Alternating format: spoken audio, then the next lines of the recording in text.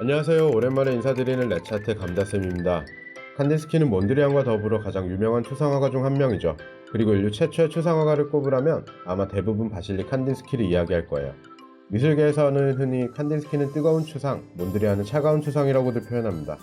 자유로운 선과 강렬한 색채를 주로 그렸던 칸딘스키의 작품은 마치 음악이 들려오는 것 같은 느낌을 주기도 하죠. 칸딘스키는 이름에서 알 수 있듯이 러시아 모스크바 태생입니다. 그의 아버지는 부유한 상인이었습니다. 오늘날 이름을 남긴 많은 화가들이 지독하게 가난하거나 정신적으로 힘든 젊은 시절을 보낸 것에 비하면 칸딘스키는 금수저 화가라고 할 수 있죠. 유복한 어린 시절을 보낸 그는 명문인 모스크바 대학에서 법학과 경제학을 전공했고 전도 유망한 법학자의 길을 걸을 것처럼 보였습니다. 하지만 1895년 어느 날 모스크바에서 열린 인상주의 화가들의 전시에서 클로드 모네의 건초더미라는 작품을 보고 큰 충격에 빠졌습니다. 어린 시절부터 러시아의 전통 문양이나 공예에 관심이 많았던 그는 취미삼아 식기류에 문양을 그려 넣기도 하고 작은 습작들을 만들기도 했습니다. 하지만 모네의 작품에서 구체적인 형태가 거의 사라진 화면을 보며 생각했죠. 점으로 이루어진 화면에서 건초더미라는 대상은 점점 사라져가고 있다고 느꼈습니다. 하지만 대상이 사라진 그림 자체가 엄청난 인상을 남겼다는 것에서 그는 추상미술에 대한 실마리를 발견한 것이죠. 칸디스키는 모네의 그림을 본 후로 법대 교수직을 내려놓고 화가의 길을 걷기로 결심합니다. 화가가 되기로 결심한 그는 독일 노이즈의 아카데미에서 수학했습니다. 이때까지만 해도 그는 다른 화가들과 마찬가지로 구체적인 형태를 표현한 작업을 주로 했었습니다. 하지만 모네의 건초더미에서 받았던 추상화의 실마리를 어떻게 표현할 것인가 하는 고민을 계속하고 있었던 것으로 보입니다. 그러던 어느 날 자신의 작업실에 들어서다 문득 기이한 그림 한 점을 발견하게 되죠.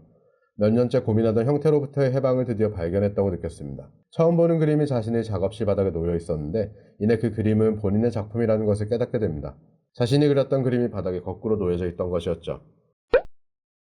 이전의 미술계는 작품 자체에서 예술가 개인의 감정이나 표현이 주된 내용이었고 인류의 탄생 이후로부터 근대에 이르기까지 미술의 핵심 가치는 현실이나 상상의 재현이었습니다. 하지만 칸딘스키는 이러한 재현의 한계를 느꼈고 모네의 건초더미와 자신을 거꾸로 뒤집힌 그림을 통해 느낀 것들은 재현의 단계를 넘어설 단서였겠죠.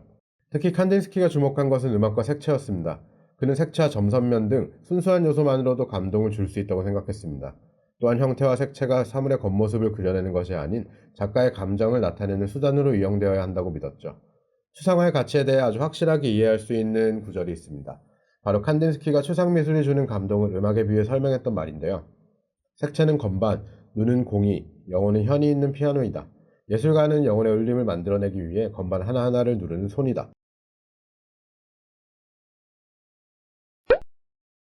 칸디스키는 앞서 말한 것처럼 부유한 집안에서 태어났습니다. 어린 시절부터 체계적인 음악 교육을 받았고 본인 스스로도 음악에 대단한 애정이 있었죠. 첼로와 하모니움 연주는 전문 연주자로 데뷔해도 될 정도로 높은 수준이었다고 합니다. 그의 그림에서 음악이 밀접하게 관여된 것은 이러한 음악적 배경과 쇤베르크라는 음악과의 교류가 큰 몫을 했습니다. 쇤베르크는 불협화음은 그저 멀리 떨어진 협화음일 뿐이다 라는 이론을 내세웠던 음악가인데 칸딘스키를 따르던 무리인 청기사파 멤버들이 그의 음악회에서 큰 영감을 받았죠. 칸딘스키는 이 연주의 한 장면을 빠른 스케치로 그려냈습니다. 최초의 사실적 스케치는 점점 형태가 사라지는 추상화 과정을 거쳐 그의 유화 작품인 인상3에서는 연주의 형태는 거의 사라진 것으로 보이죠. 이 인상3에서 검정색과 노란색의 대립은 쇤베르크의 연주에서 들이던 기이한 불협화음들을 의미하는 것으로 해석되기도 합니다.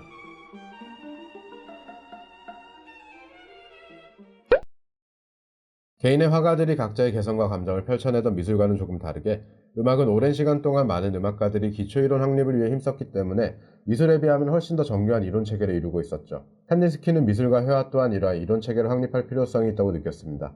그가 바우하우스의 교수로 재직하는 동안 여러 연구와 저술 활동, 워크숍 등을 통해 제안한 미술 이론 체계는 미술사 전반의 흐름을 크게 바꾸어 놓았습니다.